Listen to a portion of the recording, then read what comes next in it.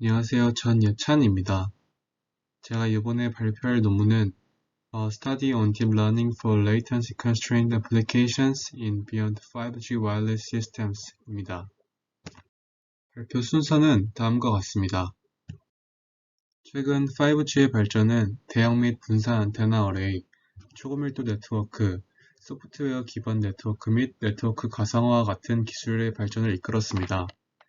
5G에서 6G 같이 무선 통신이 발전함에 따라 초저지연 같은 요구되는 스펙이 지속적으로 발전하였고, 기존 5G 기술로는 충족될 수 없다고 합니다. 인공지능의 최근 발전 트렌드는 자율적이고 연결된 지능이라고 하며, 따라서 이 논문은 러닝 테크닉이 자율 네트워크를 설계하기 위해 6G 통신 시스템의 중심이 될 것이라고 말하고 있습니다. 딥러닝은 우선 물리적 계층의 과제를 해결하기 위해 많은 연구들이 진행되어 왔습니다. 딥러닝 종류들에 대해 살펴보겠습니다. 먼저 지도학습입니다. 대부분의 딥러닝 접근 방식은 모델을 훈련시키기 위해 레벨이 지정된 데이터 세트를 활용하는 지도학습 모델을 기반으로 합니다. 그러나 이러한 작업은 변화하는 환경에서 장기적으로 발생하는 성능 저하를 해결하지 못한다고 합니다. 다음은 비지도학습입니다. 비지도학습에 사용되는 모델은 대체 접근 방식을 사용하여 모델을 훈련시켜 레이블링 알고리즘에 대한 의존성을 제거합니다.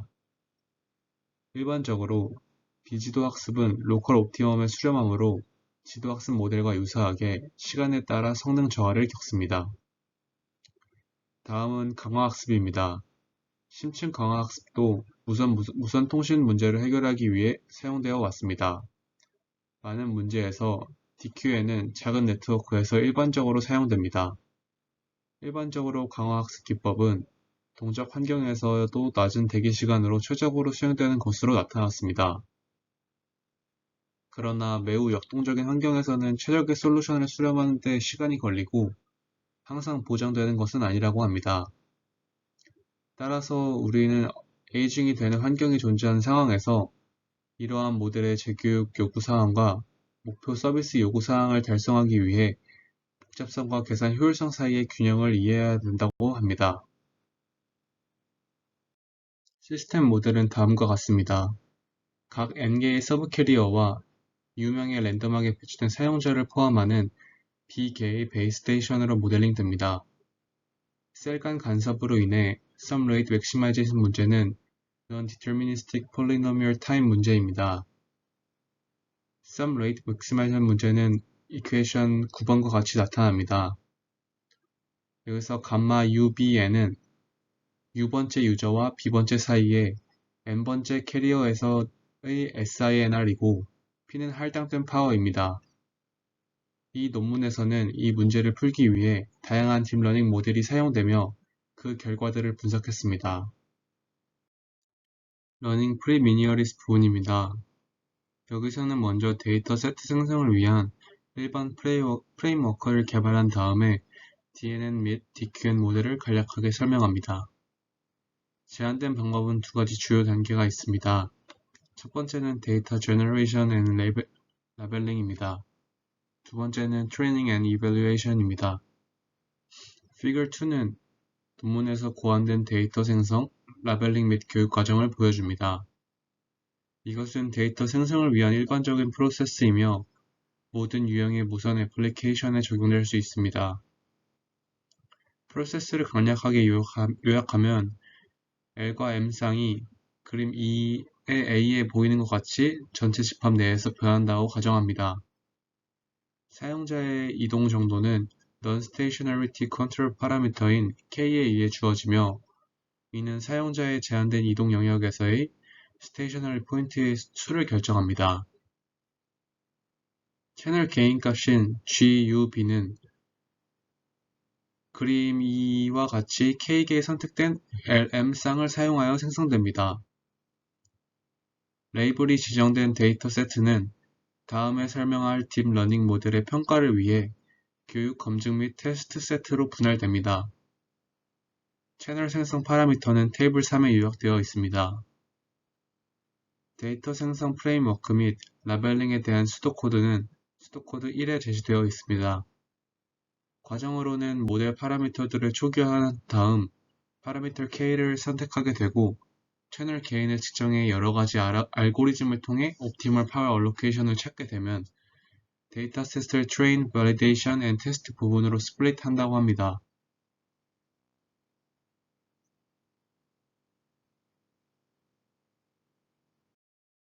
이 논문에서는 DNN과 DQN이라는 두 가지 러닝 모델을 다룹니다. 먼저 DNN부터 보겠습니다. 여기서는 인풋으로 채널 이득값인 G와 아웃풋으로 전력 할당셋인 P를 세팅합니다.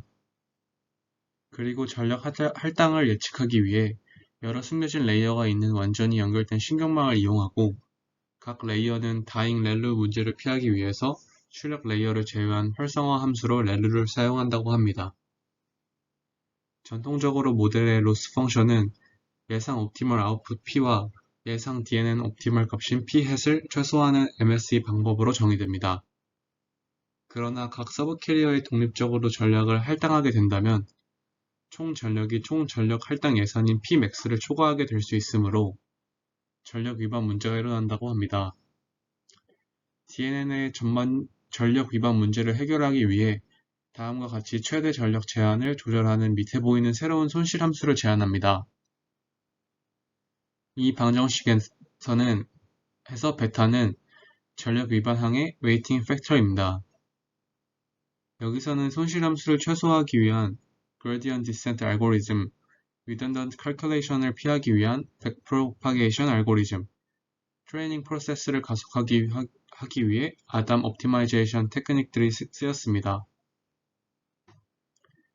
피겨 3은 수정된 손실 함수의 효과와 표준 MSE 손실 함수가 높은 전력 위반 문제를 일으키는 것을 확인할 수 있습니다. 다음은 Validation and Convergence에 대해 살펴보겠습니다. 먼저 오차의 변화가 측정됩니다. 그 값이 인기값보다 낮으면 수렴을 가정합니다. 기준이 계속 충족되지 않으면 모델은 오버피팅을 방지하기 위해 중지된다고 합니다. 트레이닝 프로세스의 종류는 이러한 기준에 따라서 결정됩니다. 그 다음 DNN 모델들이 트레이닝되면 모델은 테스트 데이터에 대한 예측을 기반으로 평가된다고 합니다. 이 데이터는 테스팅과 발리데이션 단계에서 보이지 않기 때문에 이 세트에 대한 모델의 평가는 다른 모든 데이터 세트에 일반화될 수 있다고 합니다. DNN 파라미터는 테이블 4에 요약되어 있습니다.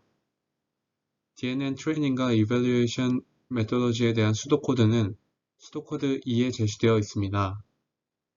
과정으로는 로스와 에포스에 대한 파라미터들을 초기화한 다음 예상된 유저의 파워 알로케이션을 통해 로스를 계산한 후 알고리즘을 거쳐 수렴하거나 오버피팅 될 때까지 진행합니다.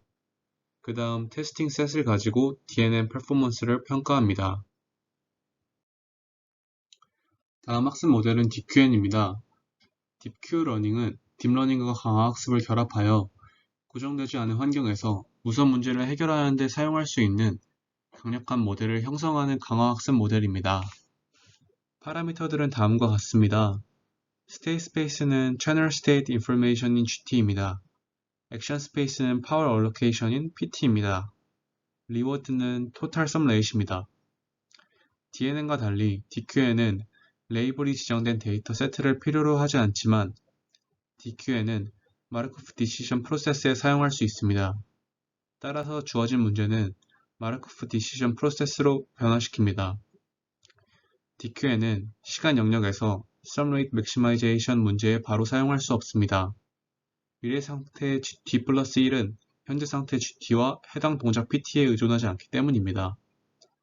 따라서 시간 t에 초점을 맞춰 문제를 재구성하고 GT를 사용하여 PT를 추정하는 과정을 고려해야 한다고 합니다. 이 논문에서는 DQN이 채널 이득 GT에 따라 각 시간 단계 t에서 PT의 요소를 반복적으로 조정할 수 있는 MDP를 제안합니다. 피겨 4를 보게 되면 주어진 시간 t 동안 GT를 사용하여 세트 PT를 추정하는 과정을 본 연구에서 에피소드로 정의합니다. 에피소드는 시간 t에 해당하며 각 에피소드는 여러 단계로 구성됩니다. 각 단계에 따라 새로운 전력 할당이 발생하는 조치가 취해지고 그 결과 새로운 단계 보상 R과 함께 관찰됨을 확인할 수 있습니다.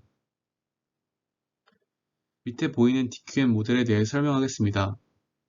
액션 A는 발생하는 보상 R과 직접적인 상관관계를 갖는 Q 값을 기반으로 생각됩니다. Value Estimator는 DNN이며 주어진 상태에 대해 가능한 모든 동작에 대해 Q 값을 추정합니다.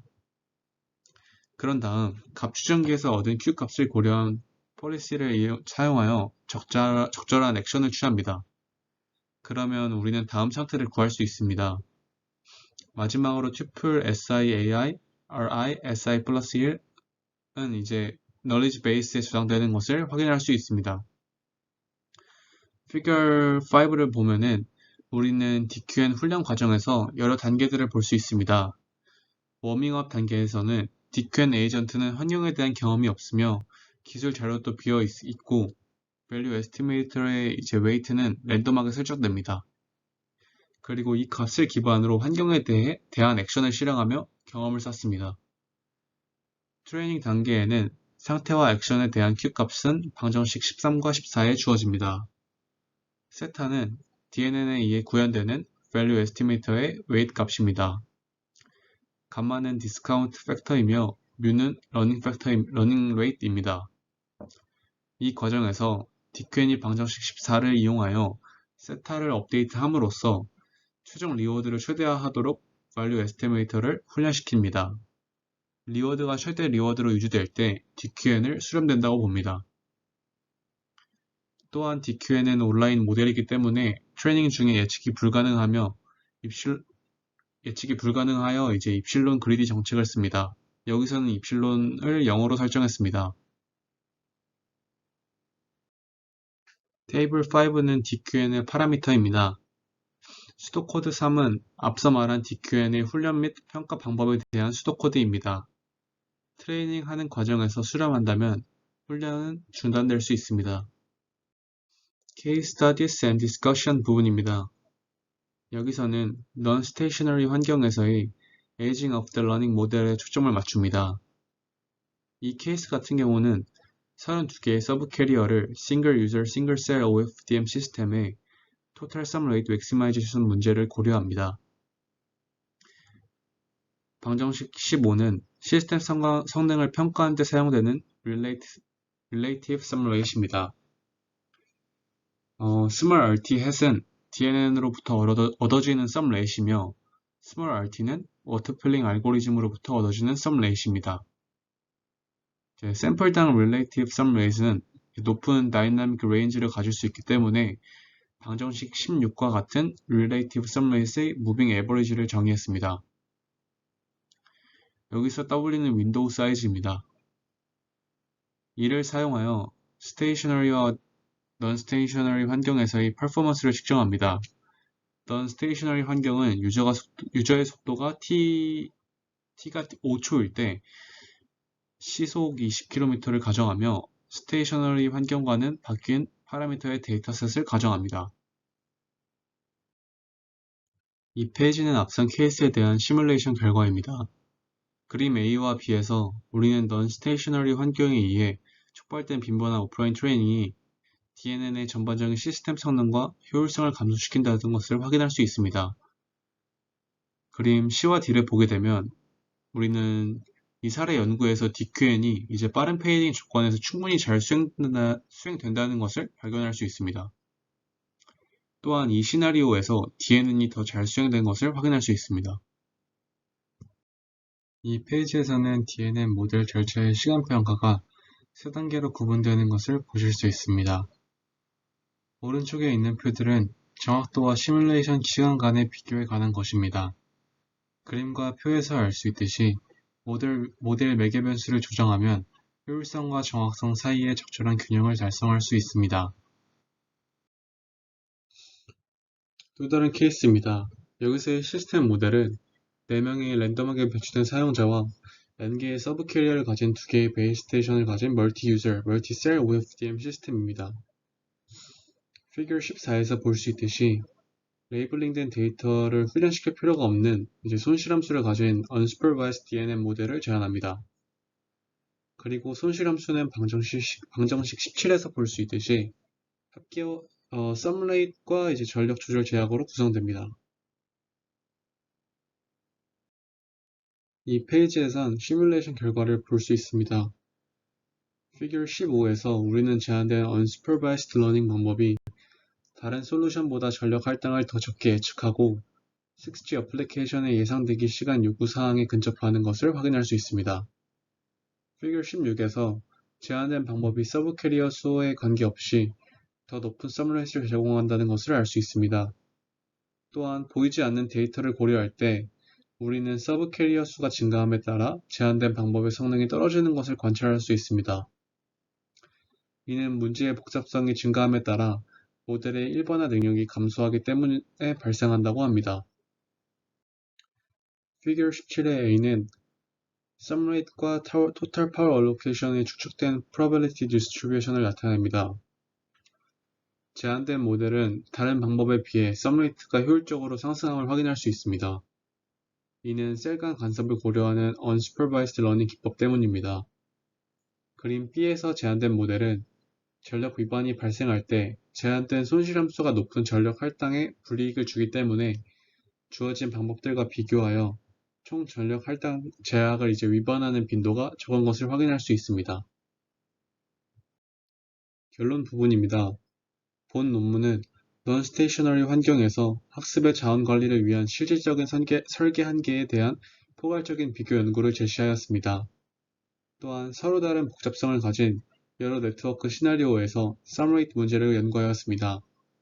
사례 연구를 통해 학습 모델의 특정 한계를 관찰했으며 많은 무선 어플리케이션의 에이징 이펙트와 높은 계산 복잡도 문제가 있음을 확인했습니다. 그리고 계산 효율성과 예측 정확도 사이의 절충이 학습 아키텍처의 적절한 설득 및 설계와 균형을 이룰 수 있음을 보았습니다. 그리고 여기서 강화학습 기법이 에이징 문제를 효과적으로 다루면서 성과와 효율성 사이에 좋은 균형을 제공한다고 얘기합니다. 또한 대화형 6G 어플리케이션의 대기 시간이 짧고 신뢰성이 높기 때문에 아직 딥러닝 기술의 적용에 어려움이 있다며 추가 연구가 수행된다고 한다고 합니다. 감사합니다.